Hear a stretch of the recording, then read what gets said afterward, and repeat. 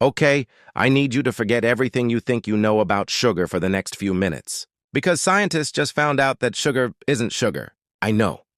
I know. That sentence doesn't make sense yet. Stay with me. A study just came out, like yesterday, fresh off the lab printer, that found your brain treats two different types of sugar in completely different ways. One of them makes you feel full. The other one basically lies to your brain and says, "Nothing to see here, keep eating."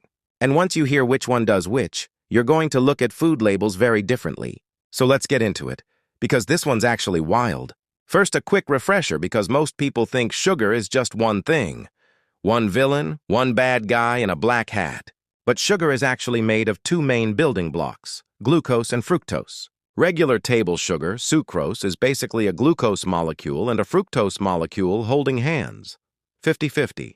High fructose corn syrup, the stuff hiding in sodas, sauces, and basically anything in a shiny package, is usually more fructose heavy. For years, the assumption was, hey, close enough, they're basically the same thing once they're in your body. This new study says, no, not even close.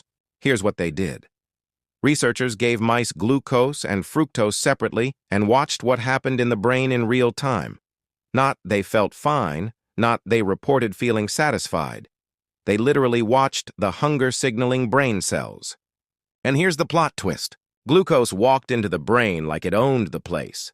It strongly calmed down the cells responsible for making you feel hungry. Basically, glucose shows up and says, "All right, everyone, we're good here. Stand down." And your hunger cells actually listen. Fructose, on the other hand, showed up to that same party and barely said hello. Its effect on those hunger cells was way weaker, much less calming, much less, okay, we're satisfied now. So, in plain English, eating glucose tells your brain, you've had enough. Eating fructose tells your brain, nothing much really. Keep going. The buffet's still open. This is genuinely one of those findings where you go, wait, that actually explains so much. Because think about how soda works. You can drink a giant fructose-loaded soft drink with hundreds of calories, and 20 minutes later you're still hungry enough to order fries. That's not just you having low willpower. Your brain straight up never got the "we're done" memo. Compare that to eating something with real glucose in it, like a banana or a baked potato. You eat it, and your brain actually registers it. You feel fuller. The signal lands. So fructose isn't necessarily more fattening gram for gram. The problem is sneakier than that. It's a stealth ingredient. It slides past your brain's fullness radar completely undetected, like sugar wearing a little disguise and a fake mustache. Now, before anyone panics and throws out every piece of fruit in their kitchen, let's pump the brakes for a second. Fruit has fructose too.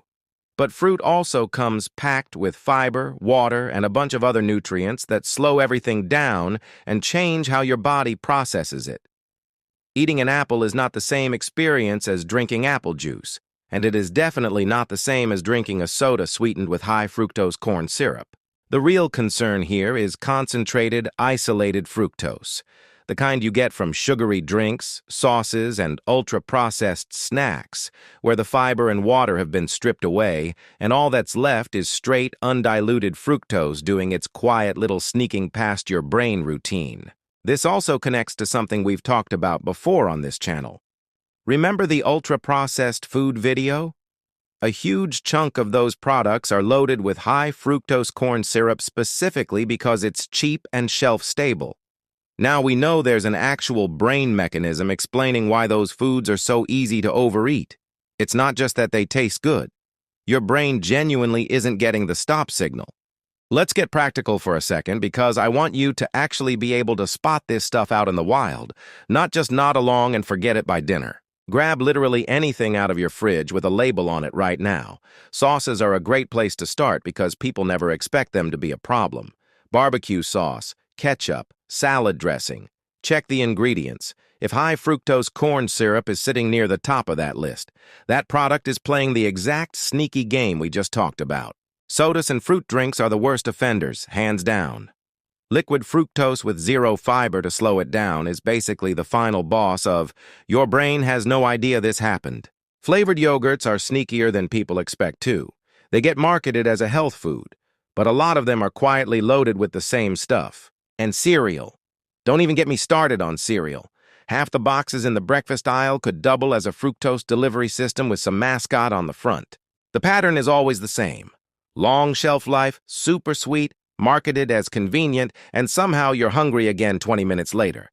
Now you know why. So what do you actually do with this information? First, get familiar with where fructose is hiding using exactly what we just walked through.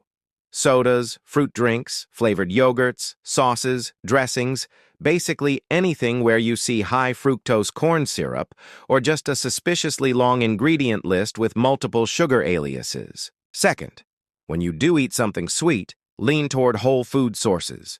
Real fruit instead of fruit juice.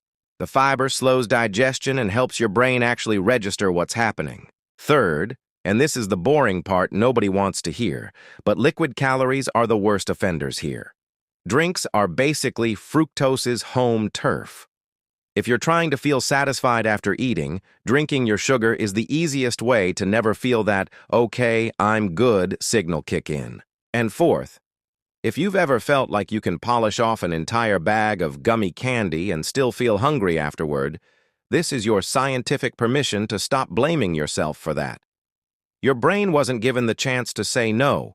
The deck was stacked against you from the first bite. Researchers think this fructose blind spot may be a big piece of why fructose-heavy diets are so strongly linked to fatty liver disease, insulin resistance, and stubborn weight gain that just won't budge no matter how good someone feels like they're eating.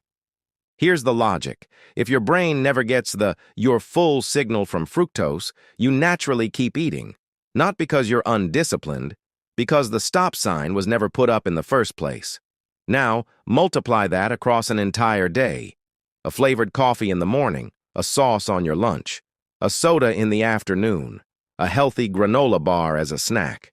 Individually, none of these feel like a big deal, but if every single one of them is sliding past your brain's fullness radar, you could be taking in hundreds of extra calories a day that your body never even logged as eaten. And here's where it gets even more interesting. Your liver only has so much bandwidth to process fructose at any given time. It's not like glucose, which your entire body is eager to grab and burn immediately for energy. Fructose mostly just goes to one place, your liver, and your liver can only handle so much of it before it starts taking shortcuts. Think of it like a single overworked employee at a returns desk. Glucose is like customers who already have their receipt ready, quick, in and out. Fructose is like customers showing up with no receipt, no box, just chaos.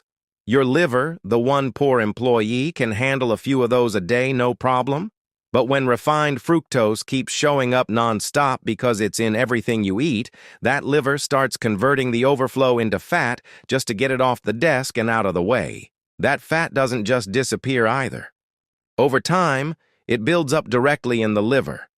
That's a huge part of the mechanism behind fatty liver disease, which used to be something doctors mostly saw in heavy drinkers, but is now showing up in people who don't drink at all simply because of how much isolated fructose is hiding in modern food. If fructose is the ingredient quietly sneaking past your brain's fullness signal and dumping extra work onto your liver, the smarter move is shifting toward energy sources that work with your body instead of around it. That means leaning into complex carbohydrates, oats, sweet potatoes, brown rice, quinoa, beans, lentils. These foods release glucose slowly and steadily as they digest, which means your brain actually gets to track what's happening the entire time.